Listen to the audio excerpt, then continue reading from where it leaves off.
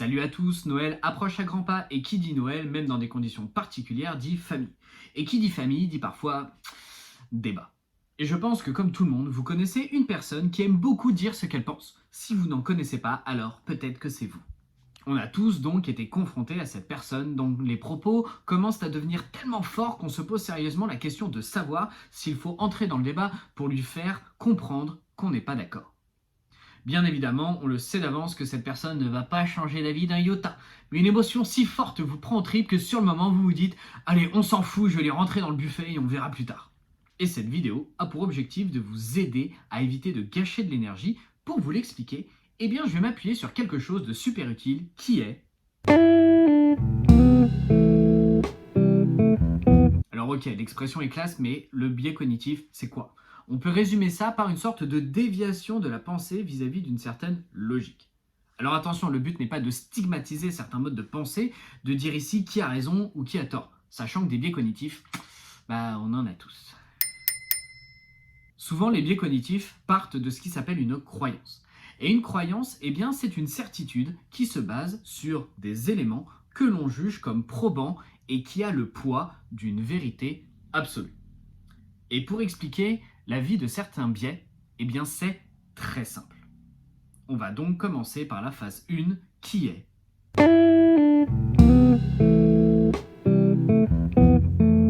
En effet, des croyances, on en a tous, et elles commencent même à naître, ce depuis le plus jeune âge, avec ce que l'on va appeler l'effet de primauté.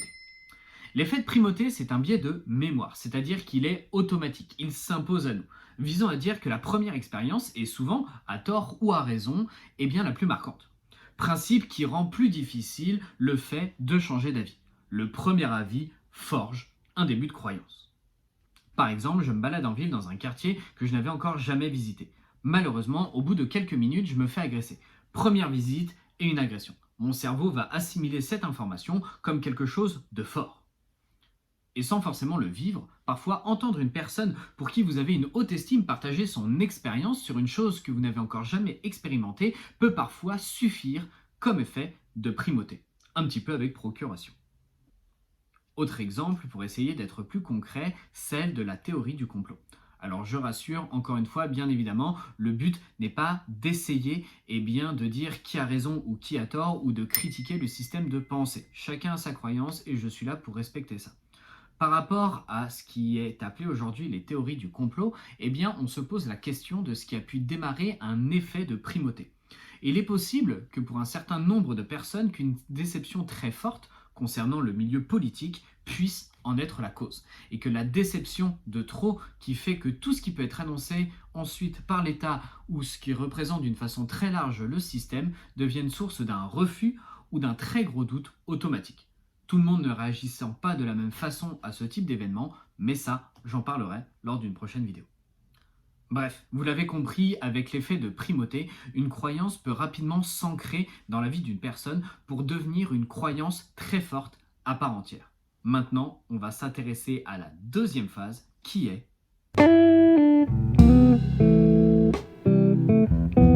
Et sans doute, le biais le plus efficace pour renforcer, c'est le biais de confirmation. C'est-à-dire chercher à confirmer des choses qui vont dans le sens de nos croyances. Pour apprendre l'exemple de tout à l'heure, c'est-à-dire celui de l'agression, afin de confirmer mon sentiment, je vais chercher sur internet si des gens ont déjà été agressés comme moi dans le même quartier. Les sites qui disent que le quartier est très calme et que globalement on y vit très bien ne va pas du tout avoir la même intensité sur moi que le site, ne serait-ce qu'un seul, qui confirme ce que je cherchais. Et Internet est très fort pour renforcer un biais de confirmation. Parce que quand on tape quelque chose sur Google, on va forcément trouver un site qui va confirmer ce qu'on tape, aussi étrange que soit cette recherche, et aussi étrange que puisse être le site Internet, comme par exemple certains sites de fausses informations. D'ailleurs, les journaux sont également très forts pour renforcer ce biais de confirmation, car ils vont tous avoir une ligne éditoriale plus ou moins claire et facile à identifier. Et on va se dire la vérité, il est plutôt rare qu'un électeur de gauche s'abonne au Figaro, comme il est plutôt rare de voir un électeur de droite encadrer la une de l'UMA. Un lecteur va donc lire des choses qui entrent en adhésion avec ses croyances. Pourquoi ? Parce qu'il faut bien garder en tête que l'être humain reste, quoi qu'il arrive, un animal social. Il a donc besoin aussi de voir d'autres personnes qui ont exactement les mêmes pensées et les mêmes croyances que lui. Parce que s'il se sent seul, ça va poser des problèmes. Après, aussi, avoir une lecture, ce type de lecture, va pouvoir créer ce que l'on appelle un effet de surgénéralisation, qui, comme son nom l'indique, vient d'un événement en faire une généralisation. Et quand on suit un journal ou un site avec une ligne éditoriale très claire, il est probable que parfois cette une ne soit visible que dans ce journal ou que sur ce site internet. Dans une autre mesure, la personne peut s'adapter également à sa propre croyance, parfois limitante.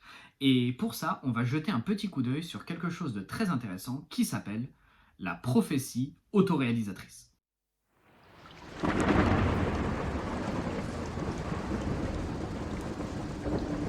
La prophétie autoréalisatrice, c'est quand la personne va plus ou moins consciemment adapter son comportement afin que sa croyance puisse se vérifier. Et le premier exemple, c'est avoir peur d'une rupture. On a peur que l'autre personne nous quitte, donc on va changer notre comportement à cause de cette peur. Malheureusement, justement, ce changement de comportement et cette peur va approfondir le possible malaise et augmenter la possibilité que ça arrive. Et une fois que ça arrive, on se dira je savais que ça allait arriver. Ce type de comportement arrive régulièrement pour ceux qui ont peur de l'abandon ou même parfois qui manquent un petit peu de confiance en eux. Autre exemple, une personne de la population A va avoir peur de certains types de personnes que l'on va appeler de la population B. Lorsqu'elle va croiser une personne de la population B, la personne A va inconsciemment adapter son comportement à sa croyance. Ça peut être un regard méfiant ou ça peut être un changement de posture. Quoi qu'il arrive, c'est une réaction inconsciente et qui est difficile à anticiper et encore plus à empêcher parce qu'elle est très naturelle. La personne B va forcément réagir à cette attitude particulière, va se demander pourquoi la personne A la regarde comme ça, donc elle à son tour va adapter un comportement, une position de défiance, que ce soit par un regard ou aussi par un changement de posture. La personne A n'ayant pas remarqué son propre changement de comportement, parce que finalement elle est complètement inconsciente, et va par contre naturellement remarquer, elle, le regard étrange de la personne B. Et du coup, elle va se dire « Ah, j'avais raison, les personnes de la population B sont toutes vraiment très louches. » Voilà ce qu'on appelle une prophétie autoréalisatrice avec une touche de renforcement. Parce que c'est un cercle vicieux qui s'installe. Un effet de primauté crée un comportement de défiance inconscient. Ce comportement inconscient s'exprime quand on croise une personne et la personne va se mettre en position de défense et cela va renforcer notre croyance qui fait qu'on va adopter la même attitude de défiance à chaque fois, etc. etc. Le problème de la croyance est qu'elle se base sur le système de la logique de la personne. Et vous aurez beau lui montrer toutes les preuves du contraire, ce fameux tonton, il sera difficile, pas impossible, mais très difficile de le faire changer d'avis. Et lorsque vous essayez de débattre avec quelqu'un sur des sujets profonds qui ont une forte résonance avec vos expériences de vie et vos valeurs, partez du principe qu'il est fortement probable qu'il en soit de même pour la personne avec qui vous êtes en train de débattre. Et donc ces deux croyances qui se confrontent et vraiment une sorte de bataille entre ces deux croyances a lieu. Le problème, c'est que quand ces deux croyances qui s'affrontent, ces deux systèmes de pensée qui se basent sur des expériences que chacun a vécues, et qu'en essayant de convaincre une personne que votre croyance est plus forte que la leur, c'est comme si vous étiez d'une certaine façon, et très inconsciemment, essayer de rabaisser leurs propres expériences.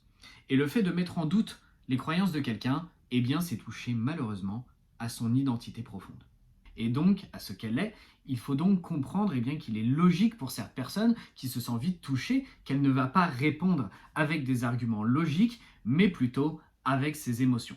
Et un débat sur les émotions, disons que ça ne va pas faire avancer la discussion. Il faut bien comprendre aussi que plus une croyance est ancrée, et plus il sera difficile de la changer, cette croyance. Et au fur et à mesure du temps, elle a eu le temps d'être renforcée, de passer par des biais de confirmation, de surgénéralisation, de prophéties autoréalisatrices qu'on a eu le temps de voir. Des personnes et des médias vont même la confirmer. Et une partie de la vie, cette personne va tourner autour de cette croyance, au point qu'elle en devienne même une base très forte. Et donc, il peut être intéressant justement de se poser cette question très simple. Et si on cherchait à vous persuader que l'une de vos croyances les plus fortes n'était en fait qu'une vaste supercherie, comment réagiriez-vous ? Du coup, il faut bien comprendre que lorsqu'on a ce type de débat, eh bien, on peut très vite se sentir acculé, émotionnellement parlant. Et la meilleure solution, qu'est-ce que c'est? Est-ce que c'est la remise en question? Bah non, pas forcément, parce que si vous êtes sous le coup de l'émotion, il va être difficile justement de chercher à argumenter avec des éléments vraiment logiques. La meilleure solution, pour le moment, ça va être le déni, de dire que c'est l'autre qui a tort, car c'est beaucoup plus facile comme ça. Ça empêche de chambouler tout notre propre système de croyances internes. D'autant plus aujourd'hui, et on en voit l'exemple parfait avec le débat qui existe entre les personnes qui font confiance au système et les personnes qui croient en la théorie du complot. Vous pouvez apporter à l'autre personne, que ce soit la personne qui croit en cette théorie du complot ou en la personne qui peut avoir un peu trop confiance au système, chacun va avoir sa propre logique qui va en plus avoir le soutien d'une partie du monde scientifique, fourni en plus avec des sites internet, avec des médias divers et variés. Autant vous dire que vous n'arriverez pas à les faire changer d'avis comme ça. Il est possible que la seule chose qui le fasse, c'est le temps, ou bien tout simplement une forte expérience contraire qui ne passe pas évidemment par l'insulte, ce qui est préférable. Donc en cas de discussion avec une personne avec des croyances qui sont très fortement ancrées, qui n'entrent pas en adhésion avec ce que vous ressentez, mon conseil principal c'est préservez-vous. Gardez votre énergie et je sais que bon, ça peut paraître un petit peu une sorte de fuite, mais pour le moment, évitez le débat. Aussi bien pour votre bien que pour le bien de l'autre personne. Pourquoi? Parce que éviter de susciter d'une façon un peu trop forte les émotions trop ancrées, ça évite bien évidemment de se prendre trop la tête. Donc mon conseil ultime, c'est souvenez-vous, un débat sauvé, c'est un chaton épargné dans le monde. Allez, j'espère que cette première vidéo vous a plu et je vous dis à bientôt.